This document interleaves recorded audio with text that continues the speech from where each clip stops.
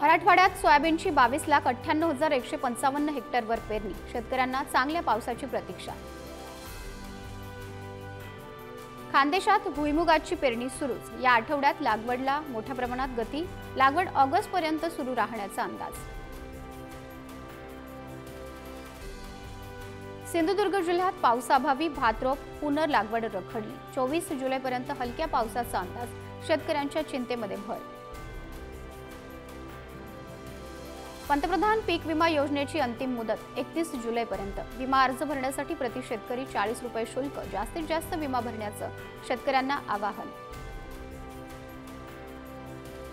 जालन्याच्या वडोद तांगडा परिसरात मका कोळपणीच्या कामाला वेग, पावसानं उघडीप दिल्यानं कोळपणीच्या कामाला गती।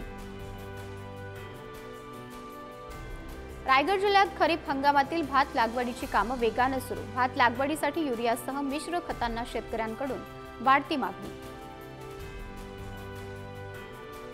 खरीप पेरणी अंतिम टप्प्यात असताना लातूर जिल्ह्यात पावसाची दांडी, पावसाअभावी पिकांची वाढ खुंटली, शेतकऱ्यांवर दुबार पेरणीचं संकट। बाजारात भाजीपाल्याच्या दरानं गाठला उच्चांक, फळभाज्यांची 220 ते 240 रुपये किलो दरानं विक्री, पावसामुळे भाजीपाला पिकांचं मोठं नुकसान। नांदगाव तालुक्यात खरीप हंगामाची पेरणी 100% पूर्ण, शेतकऱ्यांकडून सर्वाधिक मका पिकाला पसंती, 38,751 हेक्टर क्षेत्रावर मका पेरणी। वाशिम जिल्ह्यातील काजळेश्वर परिसरात कापूस पिकावर वाणी किडीचा प्रादुर्भाव, शेतकऱ्यांवर दुबार लागवडीची वेळ। बाजारात पपईचे दर स्थिर, मागील काही आठवड्यांपासून पपईच्या दरात सुधारणा, सध्या पपईला 1,700 ते 2,000 रुपयांच्या दरम्यान दर।